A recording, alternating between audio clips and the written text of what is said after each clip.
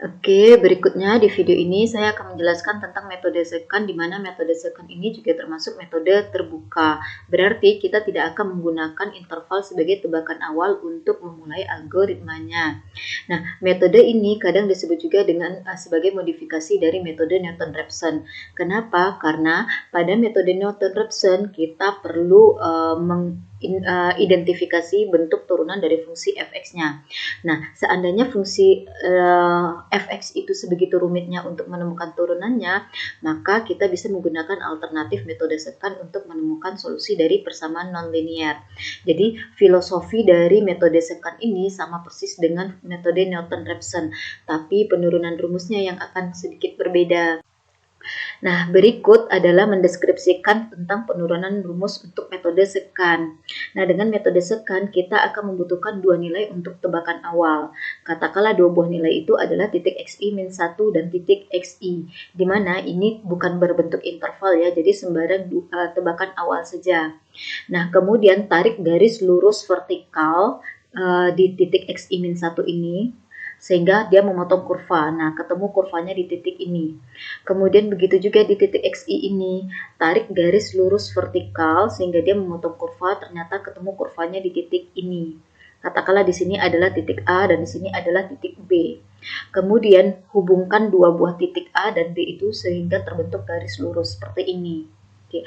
Nah, kalau kita perpanjang garis A ke B ini, diperpanjang sampai ketemu titik potong garis ini dengan sumbu X, jawabannya adalah di titik xi plus 1 ini. Nah, titik xi plus 1 inilah nanti yang akan menjadi kandidat solusi yang akan sangat dekat dengan solusi yang sebenarnya. Jadi, langkah pertama adalah kita menentukan gradien garis AB. Nah, sebagaimana yang kita ketahui bahwa gradien garis A dengan B itu adalah sama dengan turunan dari fungsi fx di xi ya. Bukan sama dengan sih, tapi approximately, hampir dekat. Di mana gradiennya atau f aksen xi-nya sama dengan selisih antara nilai y di titik A dengan titik B dibagi dengan selisih antara nilai x di titik A dan x di titik B. Sehingga gradien garisnya atau m-nya itu sama dengan ini. Nah, pada metode Newton-Raphson kita punyain kan xi plus 1 sama dengan xi dikurang fxi dibagi f aksen xi. Maka kalau di sini kita punya f aksen xi, kan tujuan metode second ini adalah salah satunya ya untuk menghindari kewajiban untuk menemukan turunan. Maka yang f aksen xi pada metode Newton-Raphson ini digantilah dengan rumus ini. Oke, jadi ini dia. Kemudian tinggal lakukan proses matematis ya, penyederhanaan-penyederhanaan, nanti akan diperoleh pada akhirnya adalah xi plus 1 sama dengan ini. Ya, dari sini ini tidak terlalu susah.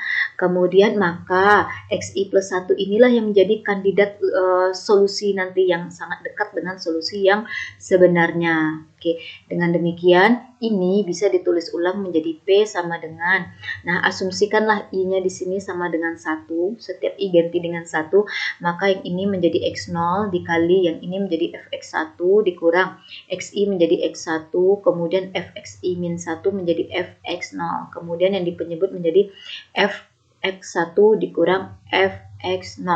Oke, nah oleh karena itu maka algoritma metode second adalah sebagai berikut. Dapat dibuat diagram alirnya berikut ya. Langkah pertama adalah pilih dua buah tebakan awal X0 dan X1 yang berasal dari sembarang bilangan real.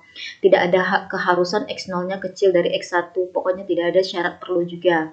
Oke, kemudian hitung nilai fx, nilai fungsi di X0 dan hitung pula nilai fungsi di X1. Nah, setelah itu barulah kita hitung nilai P yang merupakan kandidat solusi dengan menggunakan rumus yang tadi sudah ditemukan ini. Yaitu P sama dengan X0 dikali Fx1 dikurang X1 kali Fx0 dibagi, ini harusnya Fx1 ya, dibagi dengan Fx1 dikurang Fx0.